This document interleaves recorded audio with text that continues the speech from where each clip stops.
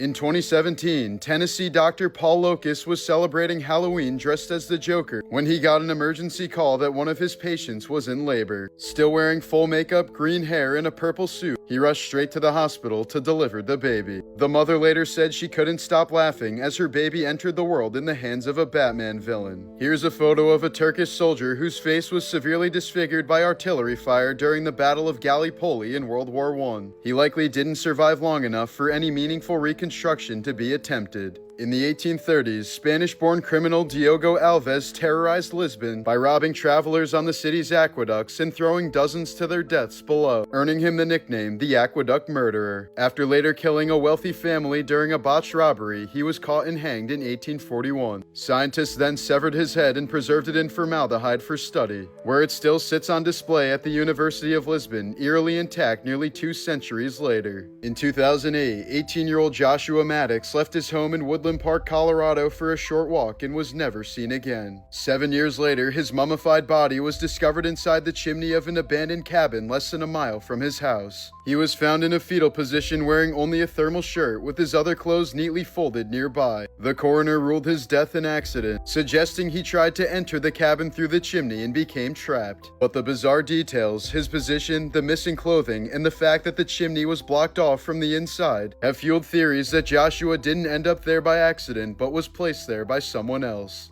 In 1930, a mannequin appeared in the window of a bridal shop in Chihuahua, Mexico, so lifelike that locals swore she wasn't made of wax at all. Her glass eyes, detailed hands, and visible veins fueled rumors that she was the embalmed body of the shop owner's daughter, a bride who died on her wedding day. Nicknamed La Pascualita, she's remained on display for nearly a century, still leaving visitors to wonder if they're looking at a mannequin or a corpse in a wedding dress.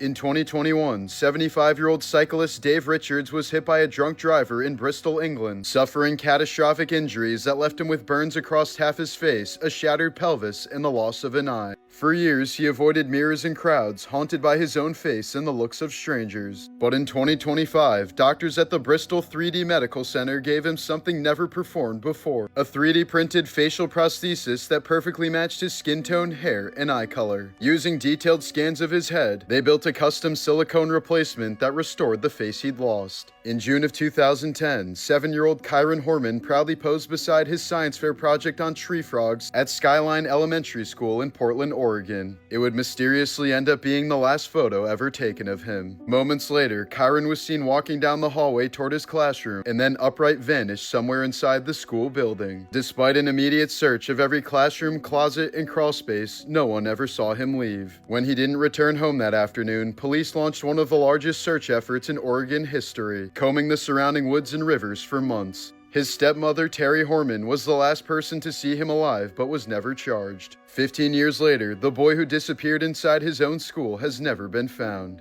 Grant Amato, a former nurse from Florida, was sentenced to life in prison in 2019 after murdering his parents and brother when they confronted him about stealing $200,000 of their money to fund his obsession with a Bulgarian cam girl. But even behind bars, his name resurfaced in a twisted new plot. In 2024, Victoria Goodwin, the wife of Ghost Adventures star Aaron Goodwin, fell in love with Amato after watching a documentary about his crimes and began messaging him from prison. But their conversations turned deadly when she confessed that she didn't want to divorce, but instead wanted her husband killed, pooling over $11,000 with Amato to hire a hitman and even sending him details of her husband's routine. The plot collapsed when prison officials intercepted Amato's phone, exposing the conspiracy and leading to Victoria's arrest in March of 2025. In court, Aaron Goodwin faced his wife who tried to have him assassinated, while Victoria, strangely enamored with a family-annihilating simp, was sentenced to several years in prison. Famous singer Marvin Gaye was viciously beaten by his abusive father throughout his childhood. Marvin later said that if it weren't for his mother consoling him and encouraging his singing, he would have taken his life at a young age. Marvin even added the letter E to the end of his name to differentiate himself from his dad. A few decades later, Marvin Gaye would end up being shot and killed by his own father on the day before his 45th birthday in 1984. The man used a gun that Marvin had recently gifted him despite their sour relationship. Marvin was said to be severely depressed at the time, so he punched his dad during an altercation, apparently knowing he would respond fatally. After all, his father always said that if any of his kids tried to hit him, he would kill them. Gaye's father was initially charged with first-degree murder, but the charges were reduced to voluntary manslaughter after he was diagnosed with a brain tumor. He was given a suspended 6-year sentence and probation before dying in a nursing home. China's developing a humanoid robot that can carry a fetus in an artificial womb, where the baby would float in synthetic fluid sustained by nutrient tubes and monitored by sensors before being expelled by hydraulics at birth. The first prototype is planned for 2026, priced around $14,000, and will give people the chance to have children without enduring the risks or pain of pregnancy. Supporters argue it could help women who can't safely carry babies, but critics warn it strips away the human bond of gestation and could mark the beginning of childbirth being outsourced to machines. In 1988, Clarence Moses L. was sentenced to 48 years in prison after a rape victim told police that she saw his face in a dream and decided that he was the attacker. No physical evidence tied him to the crime, and police even destroyed the DNA that could have proven his innocence. For nearly 3 decades, he sat behind bars while the real rapist walked free until that man finally confessed. But by then, Clarence had already lost 28 years of his life to a conviction built on nothing more than a dream.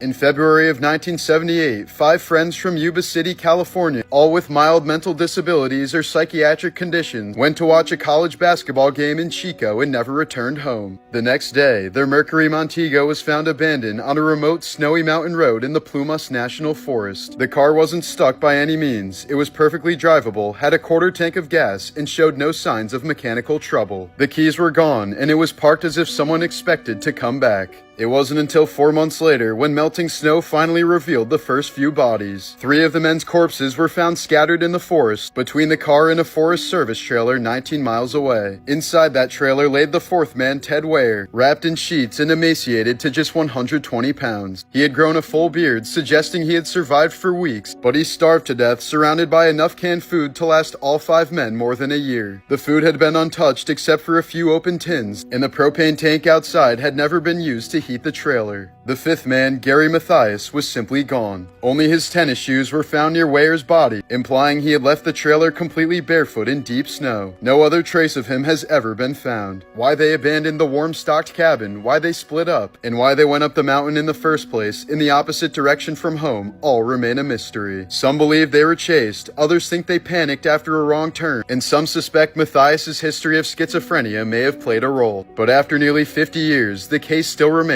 unsolved. In honor of the 80th anniversary, these are the most morbid facts about the atomic bombing of Nagasaki. Here's a photo of a young Japanese boy waiting for his turn to cremate his dead baby brother in Nagasaki. When the guard said, "Give me that load, boy," he replied saying, "It's not cargo, sir, he's my brother." Photographer Joe O'Donnell said the boy was biting his lips so hard to avoid crying that it was bleeding. The intense heat from the bomb caused the Urakami River and nearby water sources to boil. Many survivors, desperate and disoriented, jumped in to soothe their burns, only to collapse and die as their bodies cooked in the water. By the next morning, hundreds of swollen, burned corpses floated through the city's waterways. One of the first Japanese cities that the US planned on nuking was its former capital, Kyoto. The only reason it wasn't bombed was because US Secretary of War Henry Stimson spent his honeymoon there and thought it was a nice place. So instead of Kyoto, they targeted Nagasaki. Nagasaki was home to Japan's largest Christian community, many of whom were descendants of persecuted, hidden Christians. Within seconds, tens of thousands were wiped out, including priests, nuns, and entire families. Some scholars believe this made Nagasaki the largest single massacre of Christians since ancient times. Because so many doctors, nurses, and emergency workers were killed instantly, many survivors went untreated for days, their flesh rotting while still alive. Entire families died huddled together, slowly bleeding, burning, or vomiting to death. Even months after the bombing, farmers in the outskirts of Nagasaki reported finding charred body parts, arms, legs, fragments of skulls scattered across rice paddies and hillsides, having been blown out of the city by the blast. On August 6, 1945, Tsutomu Yamaguchi was on business in Hiroshima when the first atomic bomb exploded. The blast ruptured his eardrums, blinded him temporarily, and left serious burns all over his body. 3 days later, he returned to his job in Nagasaki, and his coworkers called him crazy as he told the details of a single bomb destroying an entire city. Just a few hours later, a second atomic bomb was dropped nearby, wiping out most of Nagasaki, but Yamaguchi survived yet again. He's the only man who's officially recognized for surviving both nuclear explosions.